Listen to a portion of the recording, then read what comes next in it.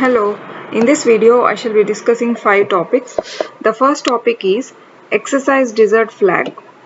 Exercise Desert Flag is a warfare exercise that is taken up by the United Arab Emirates.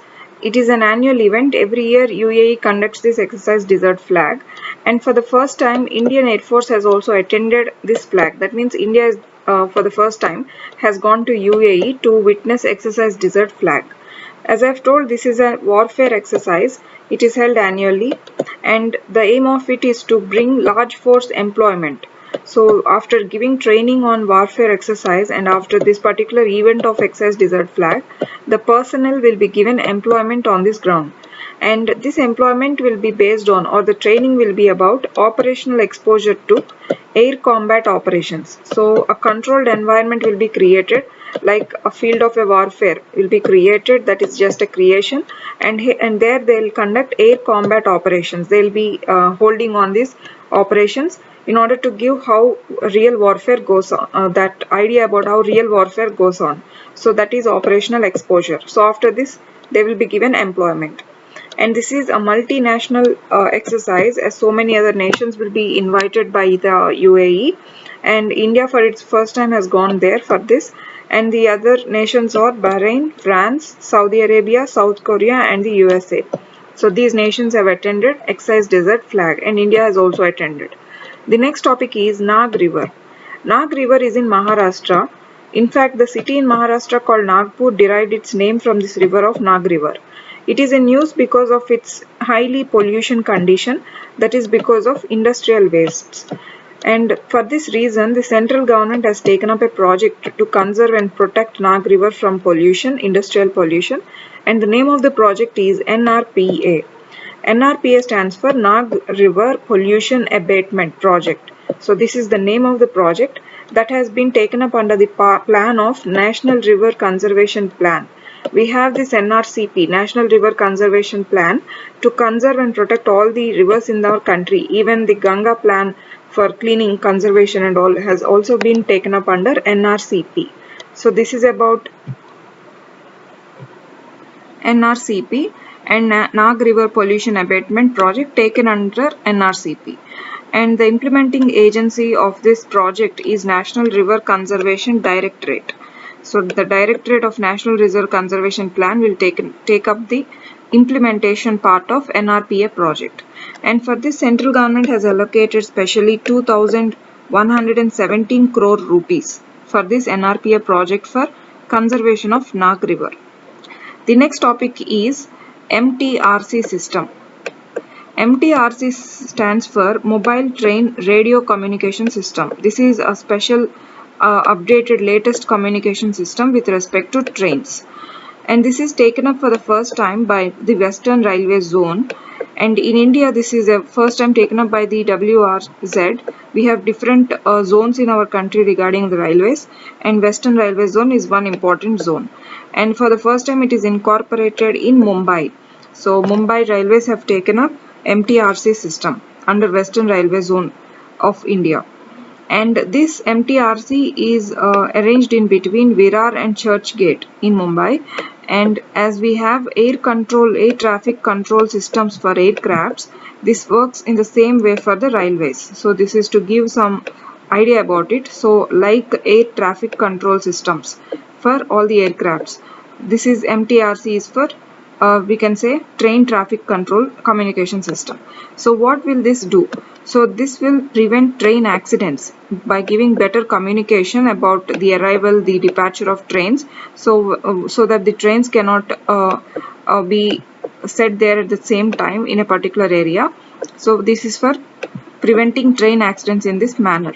And next, this will decrease communication delays. So most of the accidents happen due to communication delays. So when a train has to go that way, and when the other train has to come on the same track, so due to the delay of time by the communication system about these two trains to each other, train accidents occur. So in order to decrease communication delays also, this MTRC new system will be helping.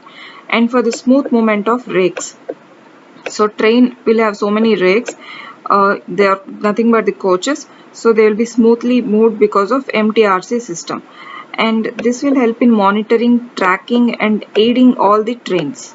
And the communication will be sent to the control rooms. So for all the trains, the communication must be in a control room in the station, and this control room sends communication to the train loco pilots, to the drivers of the train, and these control rooms will be given quick communication regarding the monitoring, tracking and aiding.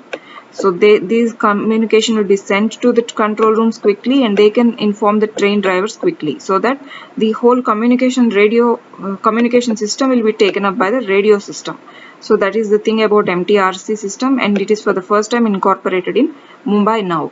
The next topic is St. George Orthodox Church. St. George Orthodox Church is in Cheppad. Cheppad is in Kerala. So this is a very old church that dates back to 950 AD, and it was again rebuilt in 1952. So this is a very old church that has to be preserved. So this has a prominent thing of traditional Kerala church architecture pattern. So this pattern is seen in very few churches, so that architecture must also be preserved. And this has also got mural paintings on the walls of the altar. So this is also a very prominent thing. Mural paintings are very fewly seen in India. So they are in very few areas. They must be protected. And these mural paintings are important because they have this blend of Kerala and Persian style of art, mural style of art. So this is also very prominent with that church, and because of these many prominent things, its old dating back history and its mural paintings, traditional Kerala church architecture pattern, because of all these things, and even Persian mural style is also blended in there, Archaeological Survey of India has recognized this. ASI is Archaeological Survey of India. It recognizes such important constructions in our country, and it gives preservation to those constructions. So this ASI has recognized St. George Orthodox Church as monument of national importance. So when ASI takes up a monument, it will be having its national importance, and that recognition is called monument of national importance. And now it will be centrally protected because it is a monument of national importance. Not just the Kerala government, but even the central government has also got concern about the church. This has come into light on the wake of National Highway 66 widening. So there is this National Highway 66 on which St. George Orthodox Church is located. So this is undergoing widening now. So as this is taken up by Archaeological Survey of India, it should not be touched because this is a monument of national importance. So in order to set it free from demolition, in order to not to demolish the church, ASI has taken up it because of its huge traditional background, huge history and all. So this is about St. George Orthodox Church. The last topic is LPAI. LPAI stands for Land Ports Authority of India. Land Ports Authority of India is under the Ministry of Home Affairs. Though it is it is not related to the name, but the Ministry of Home Affairs is the agency that looks after Land Ports Authority of India. It is a statutory body. So this is created with some history, with some not with any acts, not with any parliamentary acts, but this is just created as a single statutory body for Land Ports Authority. And this is to look after or manage checkposts on the borders. So wherever India has got borders, international borders with international countries, there we have checkposts. Checkposts are designated areas that allow movement and for goods or people, and checkposts are the only outlets and inlets for the country. They must be designated. Everywhere you can't cross the border just like that.